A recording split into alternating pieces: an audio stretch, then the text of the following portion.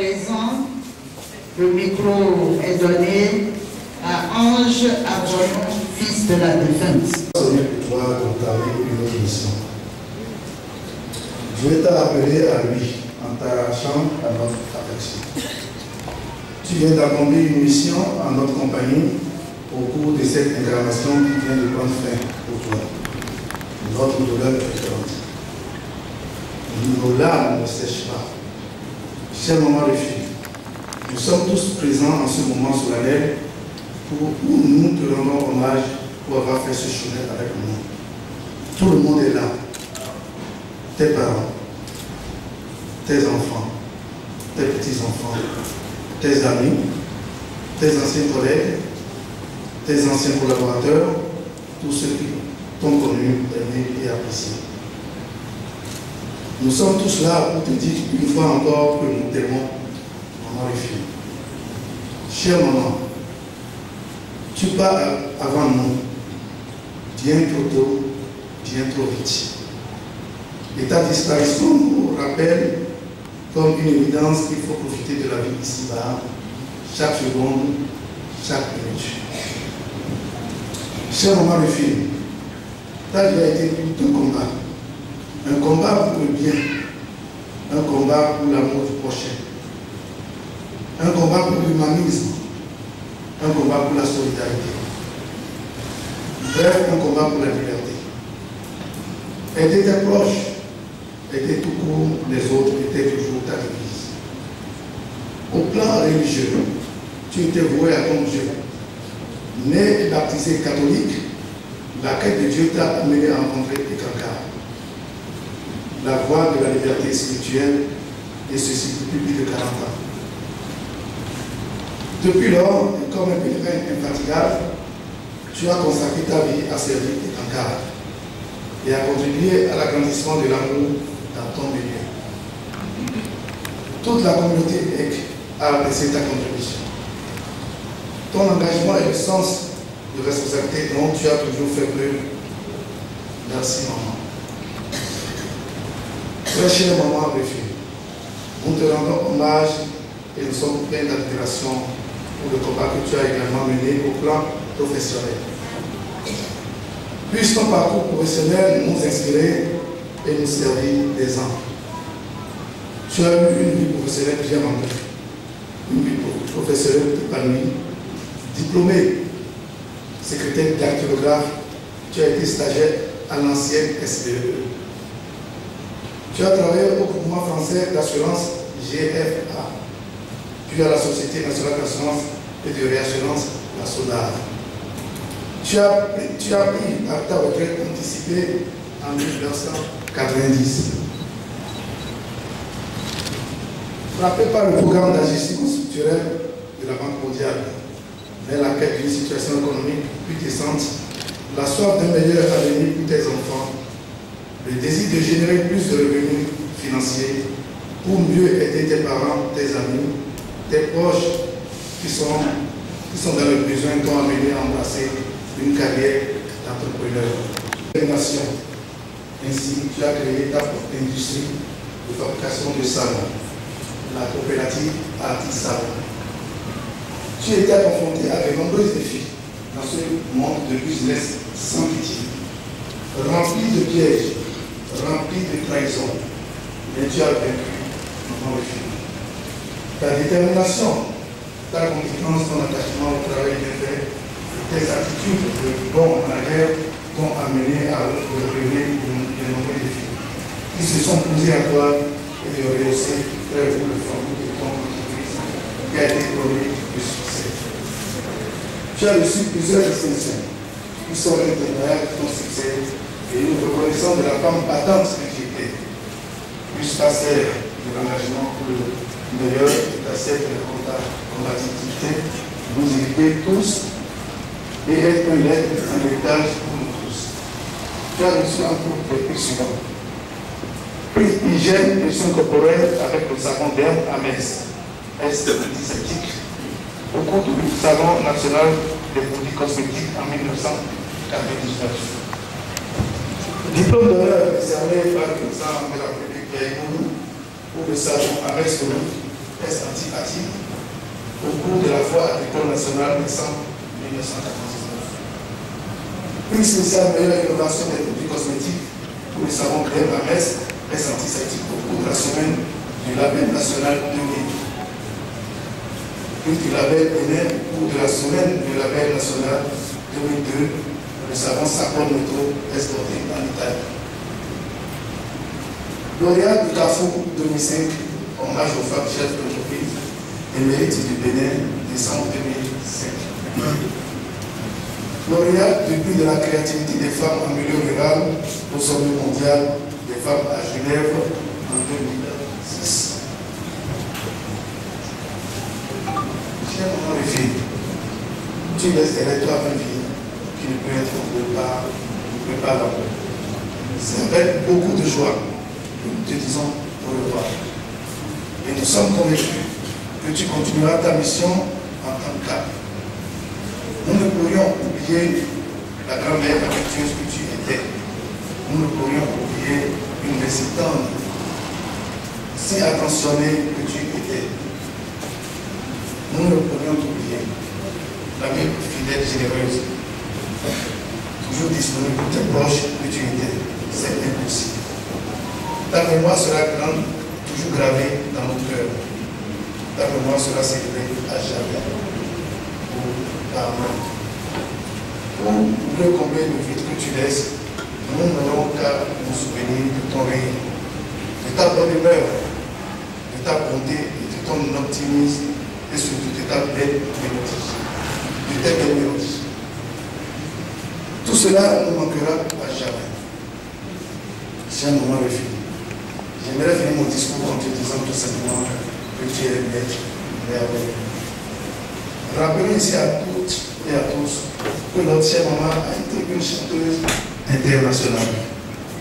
Et ses chansons sont écoutées et chantées partout dans le monde.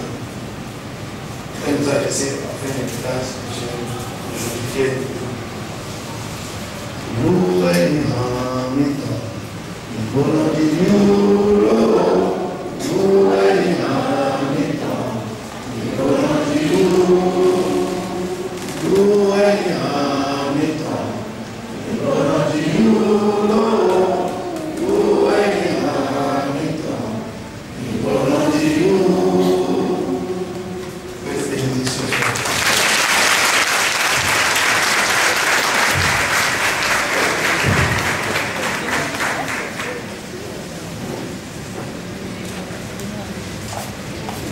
Merci à vous tous pour vos contributions.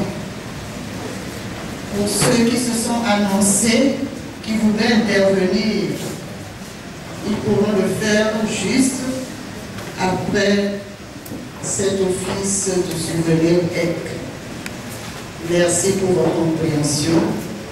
Merci pour le respect du temps alloué à chaque partie de cet événement. J'aimerais maintenant inviter la chorale nationale Golden Heart Choir à exécuter pour nous 2 morceaux de musique.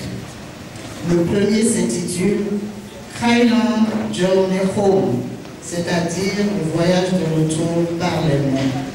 Et le deuxième, Khouetchébé, ma maison, ma demeure, mon foyer original. Merci de les accueillir, s'il vous plaît.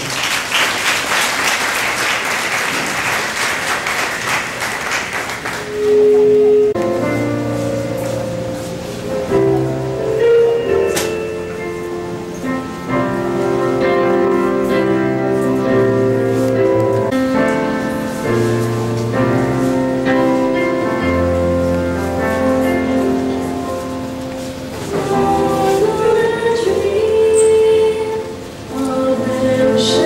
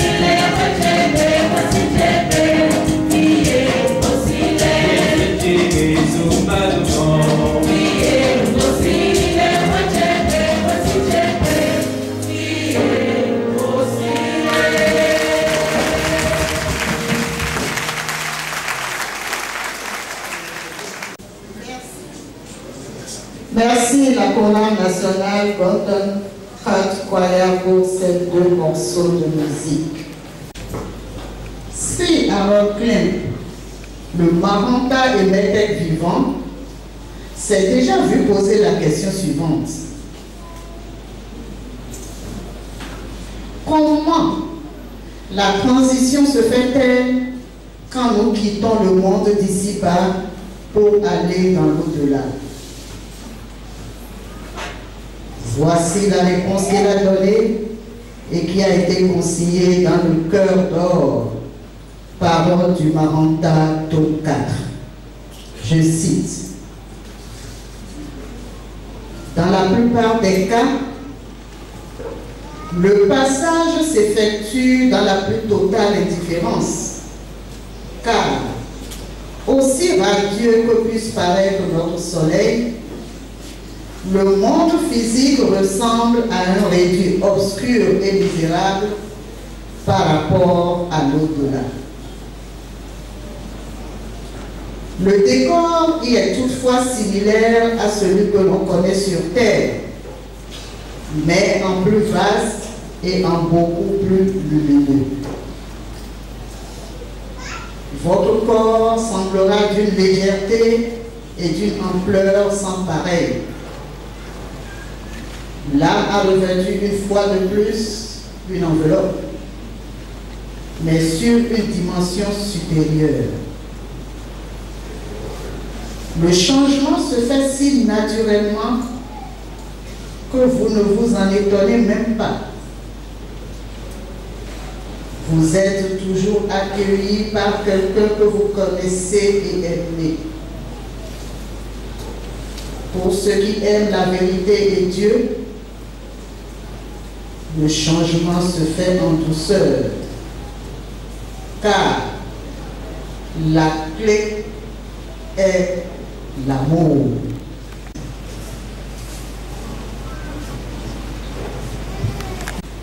Les passages suivants sont tirés de L'étranger au bord de la rivière de Paul Tutiel, fondateur des Cancars à l'époque moderne.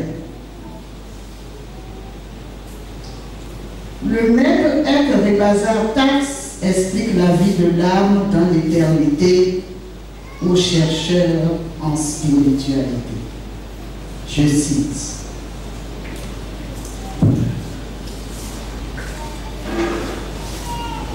remplis ton corps de lumière et la mort ne pourra jamais t'atteindre. Demande à Dieu de vivre en paix dans la lumière et dans le sang. Fais preuve d'humilité et veille à ce que l'âme s'imprègne de la simplicité de l'amour. Car seul subsiste l'être véritable, cette étincelle divine qui n'est autre que l'essence de toi-même, le moi réel dont tu prends conscience en te débarrassant de ton enveloppe charnelle.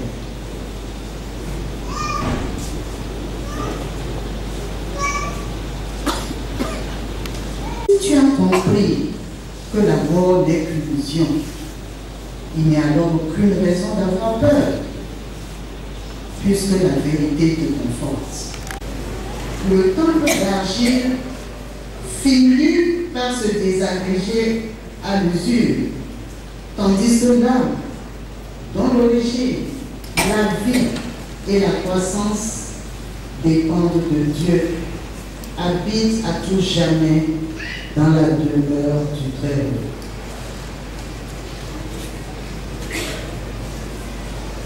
Dieu chérit et comble ceux qui l'aiment du plus profond de leur cœur. Les ramène-t-il graduellement vers la source de pure lumière dont il est lui-même le centre.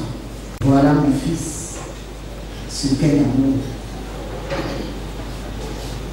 Cet amour qui embellit toutes choses et confère un caractère sacré à la poussière même des chemins où tu marches. Grâce à l'amour, la vie se propage glorieusement à travers l'éternité, comme le son d'une musique merveilleuse, capable de transporter le cœur de celui qui l'écoute sur les ailes d'un aigle, planant très haut au-dessus du monde terrestre. Fin de citation. A été l'occasion pour nous de célébrer le voyage par lequel Rufine Adjovi Koukoui s'est rapproché de Dieu. En guise de conclusion, nous entonnerons le you, ce chant d'amour à Dieu qui fait renaître nos cœurs aux bénédictions de la vie. On le chante généralement avec douceur, en émettant une seule note sur l'expiration du souffle comme ceci.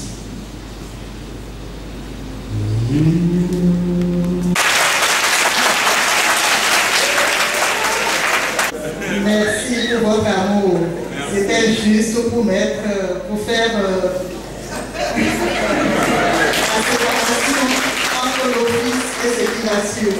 Merci de le comprendre et merci pour votre amour. Je voudrais alors inviter Louziane, fille de la défunte, qui voudrait interpréter une des chansons de sa maman.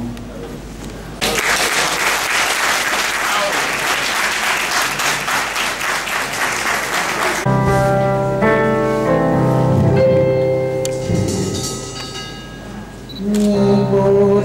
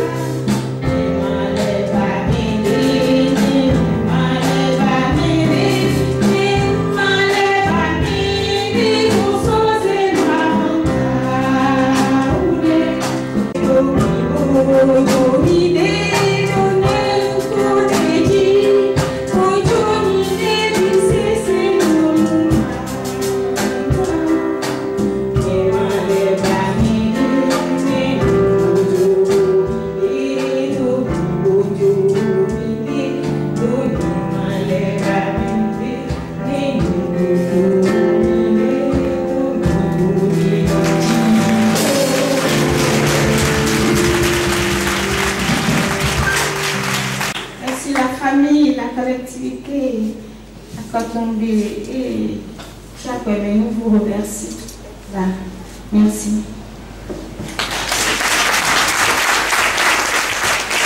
Mon rôle de MC,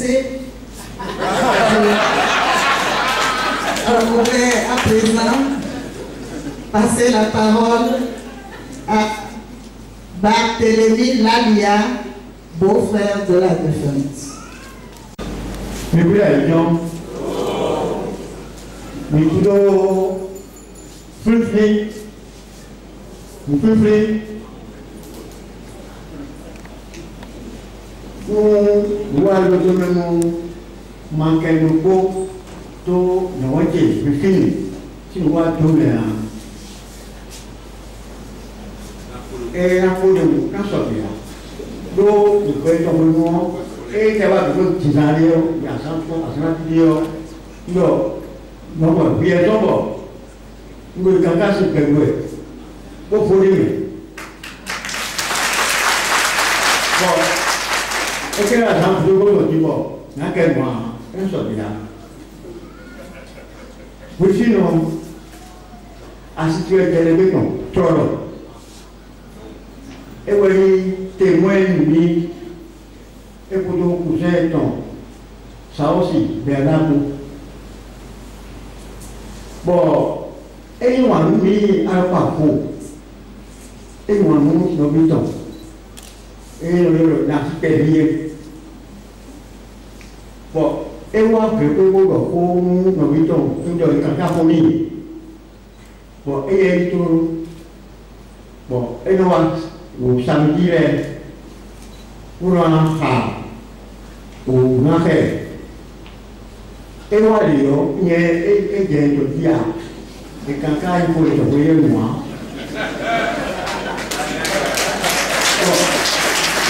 Et moi, nous tombe. Bon, et puis il faut faire tout pour nous voir. Mon Dieu, le cas, vous voulez, nous avons tout essayer de voir. Vous nous avez tout peur. Et voilà, que tu dis, des noms, ils vont être ici. Et voilà, il y a des gens, et quand c'est un gros lieu de l'eau, tout le monde va pas y aller. Bon, nous allons dire, mais la vie sera aussi l'eau. Quand tout le temps, et là, docteur l'a fait. Pour le, et il y a bon, il doit tout, mais tout support. Bon, pour le dire, on y est, catholique. Pour le petit mappé avec la police est oui, bon, elle a dit qu'on a dit, et que les bons. Bon, pourquoi dire? Bon, c'est un bien commis. Bon, et voilà, il va y avoir des avions.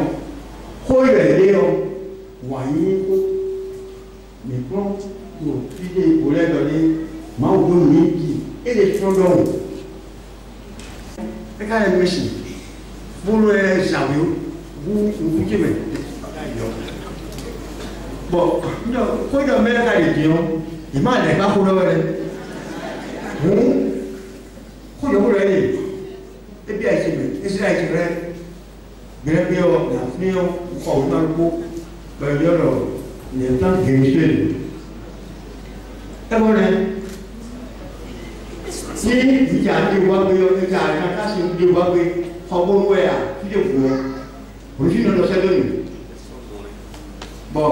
nous, nous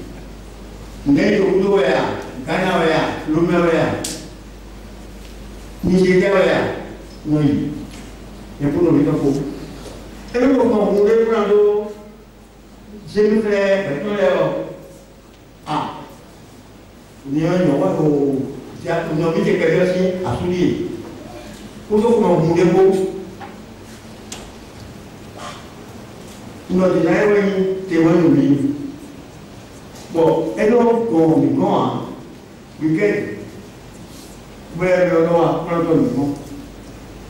et là, il beaucoup. Pour aller des temps, il y a des temps, en bon, il y a l'eau, t'as pas de l'eau. Mais le haut, à la générale, on y a pas bon, il y a trois autres qui est quand même. Il y a beaucoup de gens.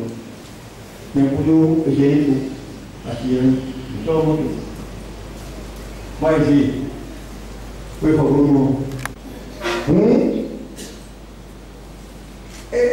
nous avons des mots, bon, moi, et donc, il y a un million, pour nous, et il veut nous de quoi.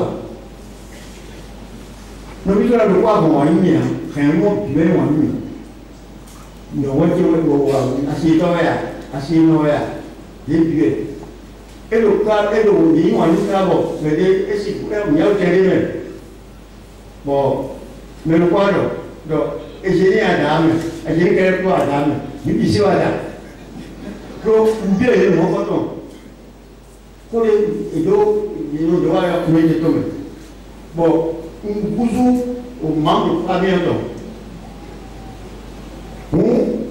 oui non et do dumilo basanti bon awai denu kan ta meji ko mundo e wazo kaba ko je do kan ta me fio mais la ko du et le conguio et la confiance le problème et la tout qui mène do kan ta le problème et la dira et pour Dieu voir mais bien à tout temps qui paraît et il y a un peu français que mais il va là pour des pots et le couteau il a un arbre et il voit une fille et journée jamais tout journée nous y a bio fino au bio biton bon et il met des bons nous y avons payé bon nous Magantani, et nous avons besoin de nous faire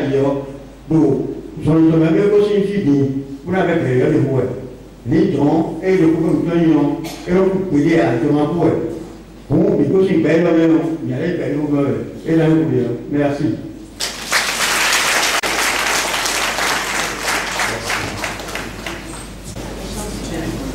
Merci beaucoup.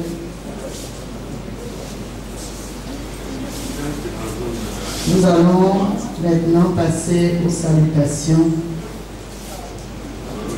Je vais remettre le top.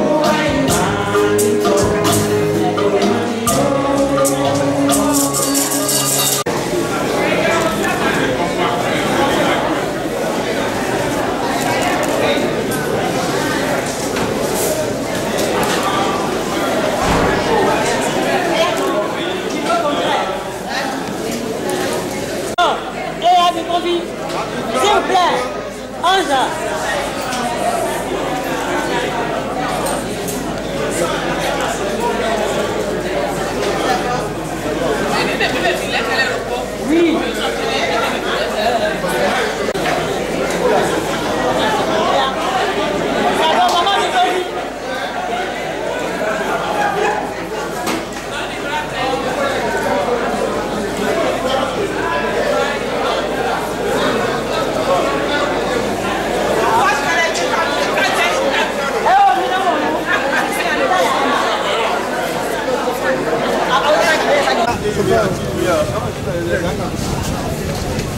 Lumière.